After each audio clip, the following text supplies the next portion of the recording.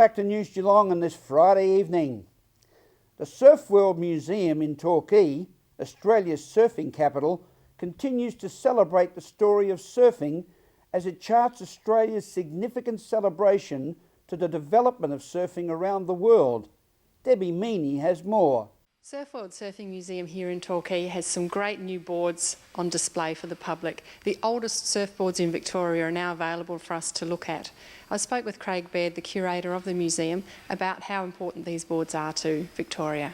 These are two of the oldest surfboards in Australia. In particular, these are the two first surfboards in Victoria that were brought back from Hawaii in 1919 by a guy from Geelong called Lewis White, and were surfed at Lorne in 1920.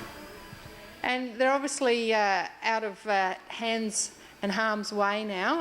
I guess it takes probably a bit of protection from the public, but still accessible for people. Yeah, one of the most important things for us is to not only have the boards on display, but also protect and preserve the surfing heritage associated with items like this. So it's the best combination for us to put them in cabinets where people can still see and enjoy the boards, but also protect them. And they're quite a different design to nowadays. Obviously, people coming to Surf World would be able to see the progression of the surfing industry over the years. Is there anything particular about these boards that comes to mind? The most obvious thing is that they're made out of solid timber. They're very, very heavy. Handmade, so there's another aspect to them that in the early days people basically had to hand make their own gear, and in Hawaii there was a fantastic tradition of making surfboards and activities associated with surfing. And these ones actually came from Hawaii? Yeah, these two surfboards were two of four surfboards that were imported from Hawaii in 1919 by a Geelong local, Lewis White. They were surfed at Lorne in 1920. We've got a number of photographs of the boards being used there, and there's even some film footage of the boards being used at Lorne at that time. At Surf World in Torquay, this is Debbie Meaney for News Geelong. Thank you, Debbie. Ford Motor Company has announced a $103 million upgrade to boost the efficiency of its Falcon and Territory models, built in Victoria to greatly assist job security to at least the end of 2016. Ian Nichols reports. The City of Greater Geelong is rejoicing this week with news that the Ford Motor Company has a future here, for the next 4 years at least. Funding from the federal and state government and the Ford Motor Company itself will see manufacturing continue here. Also see continuation of sponsorship of the Geelong Football Club, where we are right now. We're speaking with the Mayor of Geelong, Councillor John Mitchell. $103 million secures the future till the end of 2016, which is basically a 5-year deal. Another 300 jobs, cleaner engines and things like that for the Territory and the Falcon. So let's hope when that 5 years is up, there's an extension of that. But very, very difficult market, the motor industry, and to get a 5-year guarantee is really something special. So it's great news for Geelong and Victoria for that matter. And of course it goes along with the government strategy for cleaner technology, fuel efficiency. It's all heading in the right direction. Well, there's no doubt about that. We've got to remember that the way of the world now is clean and green, and Ford, like everyone else, have got to move with the times, and this is certainly innovative, and it certainly will make a better product. And we've had a sort of a very happy alliance. We've had the federal government, the state government and the Ford Motor Company all kicking in. So they obviously want to stay very much an icon of this part of the world. Oh, there's no doubt about that. And what people must realise, it's not just the workers at Ford's, it's the flow-on effect. If Ford or any big industry for that matter leaves any city, it's the flow-on effect. It's, if you're unemployed, you probably can't spend as much at the groceries, you can't go out and be entertained, you can't, you've got an opportunity to clothe your children, send them to school. It's just, it's a massive knock-on effect that really does affect the economy. So, and no one wants to be unemployed, let's be realistic about it, we should have our young people employed, and we should have anyone who wants to be employed, and Geelong's average is less than the state average, so we want to keep it heading in that direction, and there's 300 new jobs to come out of this, Not all of them will be in Geelong, but some will be. So it's a great news story.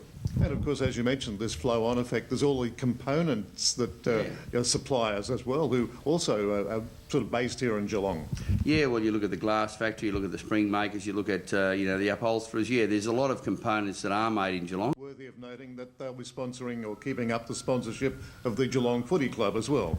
Yeah, I'm sure Colin Carter down there at the Footy Club's pretty happy about that, because I would imagine it would be very difficult for well, I suppose they could do it, but for Ford, if they moved out, to continue to sponsor the football club. But the oldest sporting sponsorship in the world, so it's great to have it continue. Some 85 years long. So yes, another big year for the Cats, I'd imagine, with the Ford logo on their jumper.